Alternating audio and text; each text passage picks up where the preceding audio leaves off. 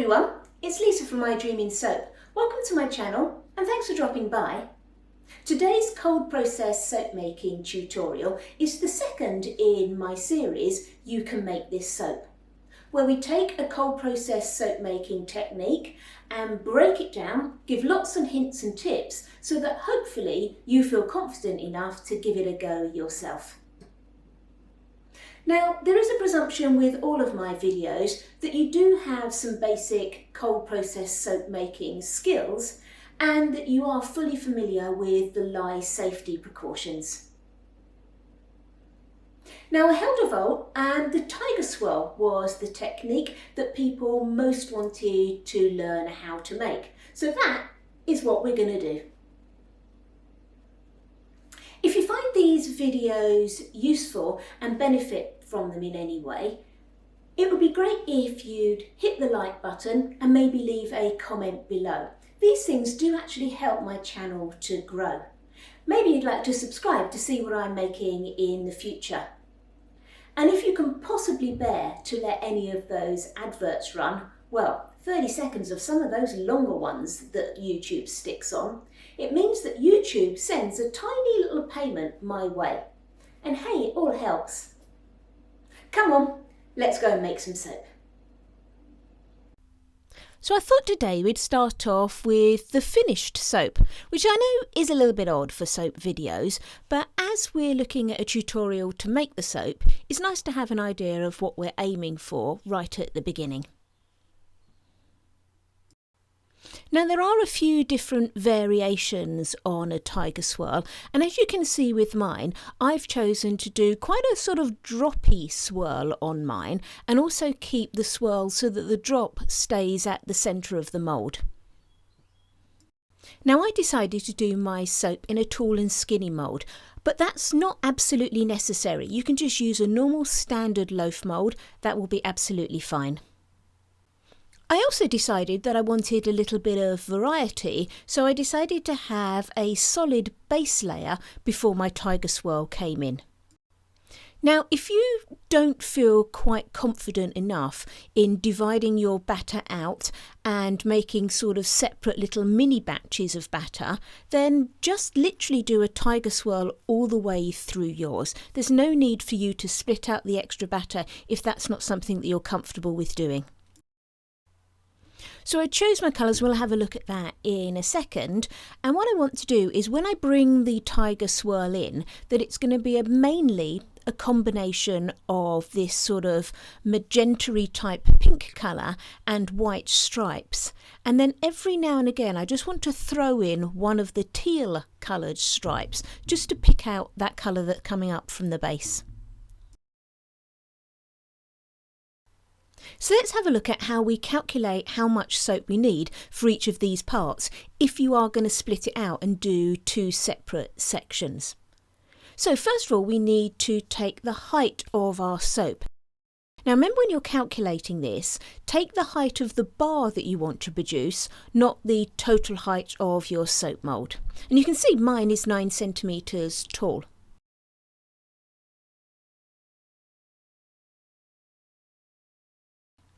And then when I measure where I want my base bit to be, that comes to 2 centimetres. So we've now got our split. So we can take the normal amount of oils that we would put into this soap mould. And for me, that's 1,140 grams. Now in my design, I've decided that I want that base layer to be scalloped. So that means I'm going to be scraping some of the batter away. So what I'm going to do is take my normal amount of oils and just increase it slightly to account for the batter I'm going to scrape out. So as you can see, I've increased mine up to 1,170 grams. So to work out what I want for my tealy blue layer, I'm going to take that total amount of oils, the 1170. I know that will give me my full 9 centimetre bar. But I, at the moment, only want 2 centimetres of that. So I divide it by the 9, which is what I've got, and times it by the 2, which is what I want, and that tells me I need 260 grams of oil for this layer. So I know that the remaining batter is going to be used for my tiger stripe, so I can just take the total amount, take off what I need for my blue base, and that tells me that I'm going to be left with 910 grams for my tiger stripe. Then I will always do a little quick check on the maths, so I'll add the 260 and the 910 together just to double check that that comes back to my original 1170 figure, and I know I've split them out correctly. Now if you're going to be doing a scraped section for your soap, you need to prepare your scraper. Now you can make your scraper with any type of scalloping or shape that you like by simply cutting it out of some cardboard. If you want one that maybe you're going to be able to reuse, then maybe cut it out of some sort of plastic sheeting. You can get some very thin chopping boards and they make great scrapers. Now this is an optional step. What I like to do when I'm scraping is to make sure I'm going to hold the scraper at an even level all the way along. So all I'm doing here is I've just popped the scraper into the mould and I've popped a ruler behind it, and I know that my base layer to the top of those scrape bits was going to be 2 centimetres. So I've dropped the scraper into the correct level and then I've just marked where that level is, and I'm just sticking a lolly stick onto it. You could use a lolly stick, a bit of cardboard, whatever, just to make sure that you've got a nice little level bit to balance the scraper on as you run it through the mould.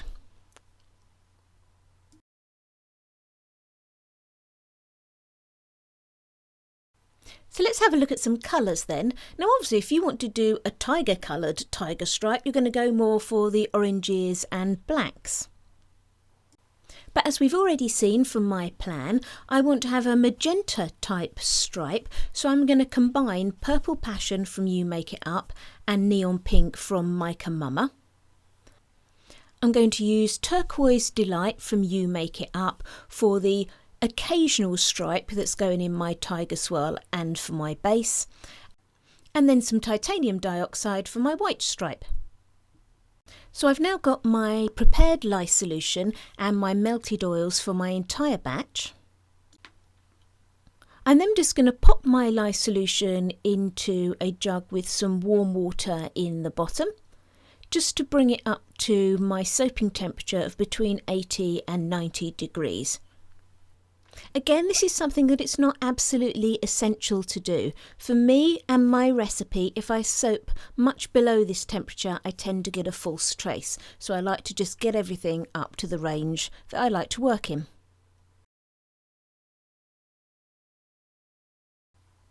And then whilst that's coming up to the temperature I want, I'm just going to take my blue, and again with all of my micas, I tend to use them at a rate of 1 teaspoon per pound of oils. So I'll measure that out, disperse it in a little bit of lightweight oil. I typically use olive oil just to make sure it's ready for when we need it in that base layer.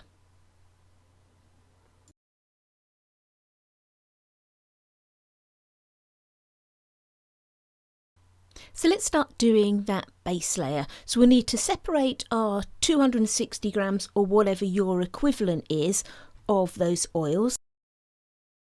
And then you're also going to have to split up your lye solution. So make sure you've weighed your lye solution, that's really important, before you split it out. And then just like we did with the oils, you're going to take your total weight of lye solution and divide it by 9 and times it by 2, or whatever the figures are for your equivalent size bar.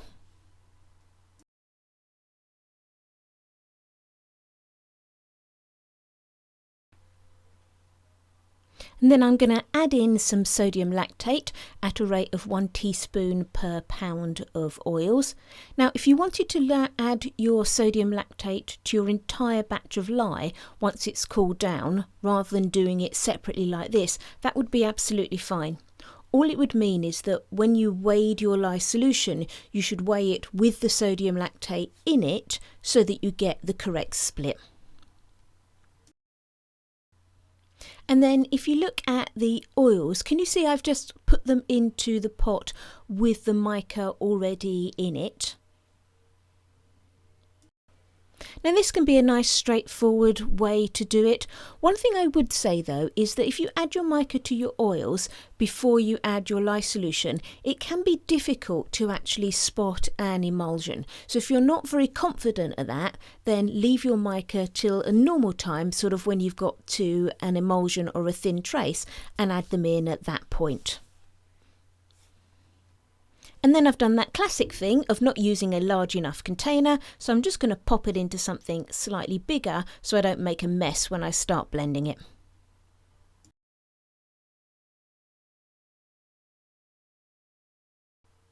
I'm then going to add my lye solution to my oils and start blending.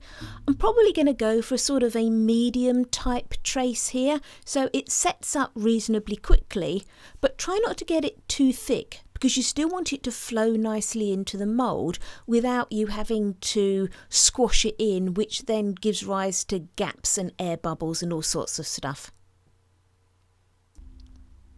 I'm then going to measure out my fragrance oil for this base layer.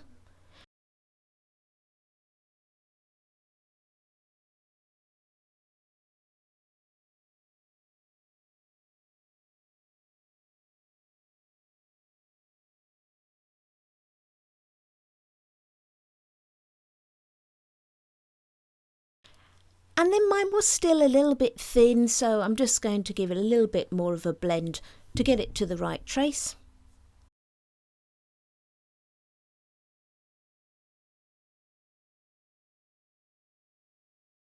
And then pour it into the mould. Now here I am pouring over a spatula, which you may think seems a little bit weird because it's not as if I'm trying to protect it against going through another layer below. But remember, any time that you can lessen the fall on your batter, you're going to lessen the chance of creating air bubbles.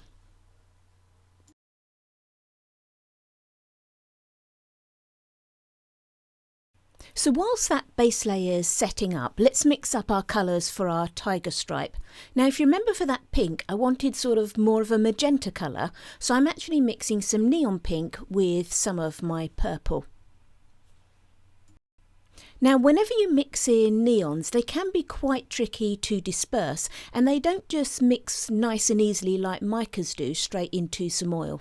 So I always find I'll put them into whatever container I'm mixing them in, and then I'll spend a good amount of time really sort of smushing them around and scraping them against the wall of the jug in this case. And every now and again I'll smear an amount around the jug and I'll have a look to see if I can see any speckles. Once those speckles have all gone, I know I'm properly dispersed. And then just a quick mix in with some oil for my turquoise mica.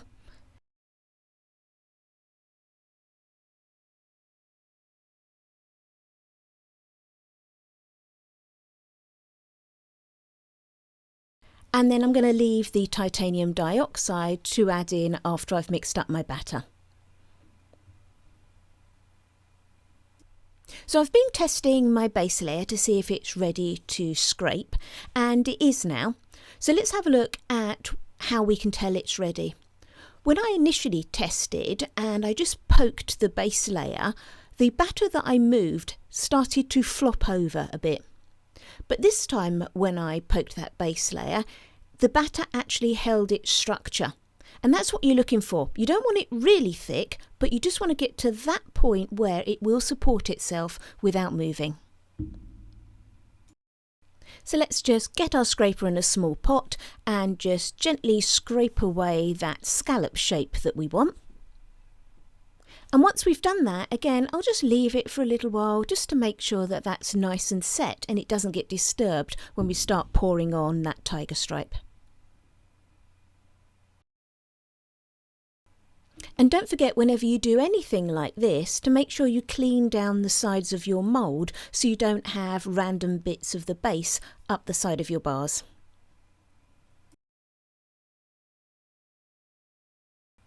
So let's start mixing up the batter for our tiger stripe. Now this is a batter that needs to stay nice and fluid right to the end of the pour. So I'm going to make sure that my oils and lye are at the lowest range that I like to soap in. So I'm going to be looking for about 80 degrees on both of them. And then when I'm happy with my temperature, I'm going to add my sodium lactate. Now remember we said if you were worried about forgetting your sodium lactate, that's if you're using it at all, you could have added it to the main batch. What I tend to do is I make sure that I put my bottle of sodium lactate right next to the handle of my lye jug. So I can't physically pick up my lye without moving my sodium lactate bottle. And that way I typically don't end up forgetting it. And then this is probably the most important part, isn't it? The amount that you stick blend. Now remember, we've still got to split these colours off, mix them with their micas. Now because they're dispersed already, then at least we won't have to stick blend at that stage. But it's going to take time, and then we're going to add a fragrance oil. So remember, all we want to do here is to blend to emulsion. Now remember, emulsion is literally the point where your oils and lye have blended together, and when you look at the base of your stick blender, they don't pull apart. If you're unsure about spotting emulsion, I've done a whole video on how to spot emulsion and the different types of trace, and I'll link that in the description below.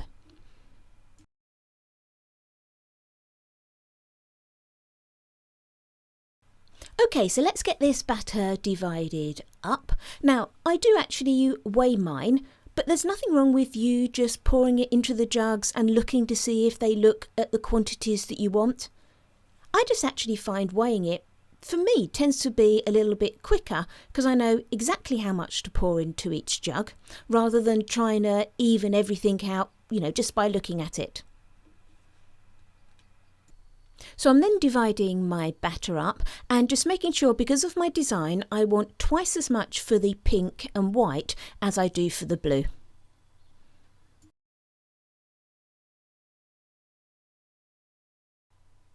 I'm now adding in my titanium dioxide for my white section. Again, I use this at a rate of 1 teaspoon per pound of oils. When mine's dispersed, that ends up being 1 tablespoon per pound of oils. Now because of the method I use to pre-disperse my titanium dioxide, I never get any of the white speckles, and also I never have to stick blend it into my batter. I can just mix it in with a spatula. And again, I've got a video on how I do that. I'll link it in the description. So let's get all those colours mixed in.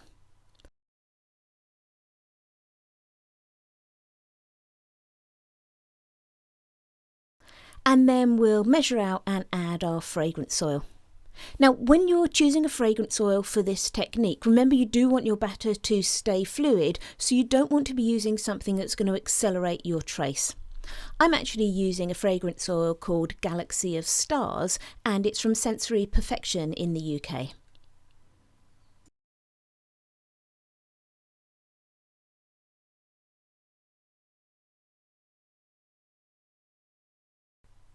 Okay, so checking my batter now, it's still just at an emulsion. It hasn't yet come to trace. So I'm just going to leave it to sit and wait till it comes to a light trace. Now I know at this point it can be really tempting to get your stick blender out and blend it to the thickness that you want. However, each time you use your stick blender, it does speed up the process, and it seems to make the batter continue to speed up. I definitely find that if I just leave a batter and stir it every now and again and allow it to come to the trace I want, it will then maintain that trace for a longer time. If I go back in with the stick blender, although yes, you'll get to the trace that you want a little bit quicker, but I find that trace seems to continue progressing and your batter thickens up far more quickly than if you just left it to get there without the agitation of a stick blender. Okay, so when we're finally ready and we've got a nice light trace, let's start our pour.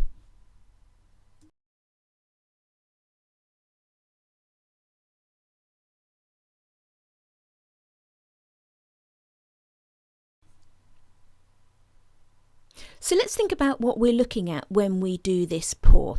Remember, we're trying to drop lines of soap batter on top of each other, and it would be nice if we had a nice even design. So therefore, try and make sure your flow of your pour is steady. Also as well, make sure you try and pour the same amount. So if you're going to go up and down with your jug, always go up and down with your jug. If you're going to move it 3 times, always move it 3 times. So do exactly the same thing. And also, even though it can be surprisingly tricky, try and make sure that you're pouring the next lot of batter directly on top of where you poured the previous line of batter. If you let your pour wiggle from side to side or be inconsistent, you're likely to have your pattern get distorted and not give you that nice scalloped pattern all the way up the bar of soap. So with mine, I'm going to be pouring pink, white, and then popping in a blue and repeating that pattern all the way to the top. Now you may find lining up in the centre is surprisingly difficult, so therefore what I'm doing is just making sure that I sort of use that very end bit of the soap, because that normally gets chopped off anyway, doesn't it? Just to make sure I'm aligned nicely before I then take my jug across the mould.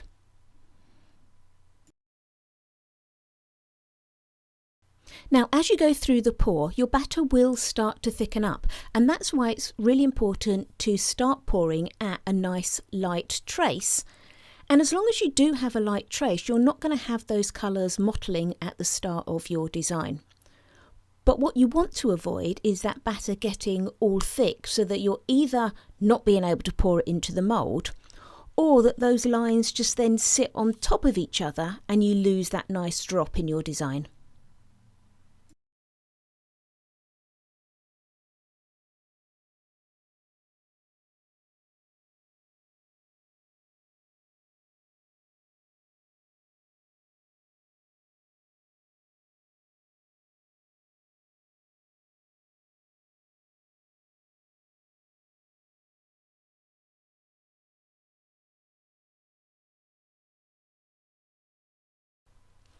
And then as we finish, let's put a nice little swirl on the top of our soap. Now be careful as you do the swirl, don't go too far into the batter. I always think it's a little bit of a shame when you see a beautiful design on the front of a soap and then it seems like it's almost got like a roof on the top of it where it's been a bit heavy-handed with the swirl on the top.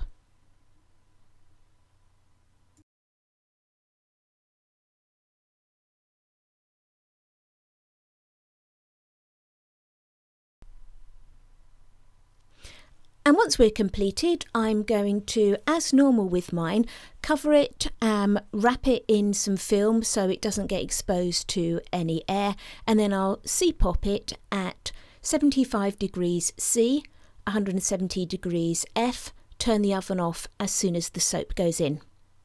Now I CPOP my soap because I work with a water discount and therefore my soap may not go through gel that easily. If you use a higher amount of water, then you may find that your soap will just go through gel, just leaving it sitting on the side or just covered with a towel or something.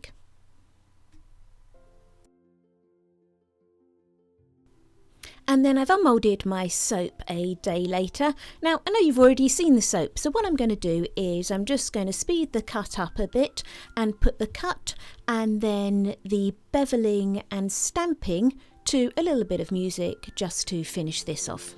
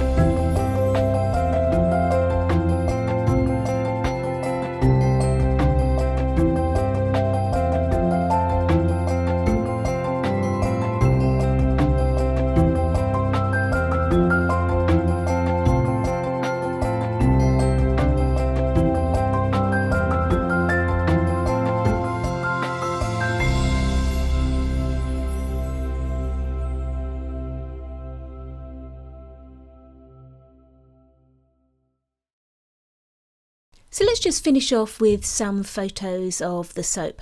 I do hope that you're going to have a go at making your own Tiger Swirl soap. And if you do, if you post it on social media, I'd love you to tag me in so I can see how you're getting along. If you like this video, then it'd be great if you left me a thumbs up and maybe even a comment in the comments section below. If you've got any questions or queries, then please feel free to ask those and I'll get back to you. If you haven't subscribed to my channel, why not do that, and then you can see what I'm coming up with in the future. Thanks very much for watching, everyone. Happy soaping!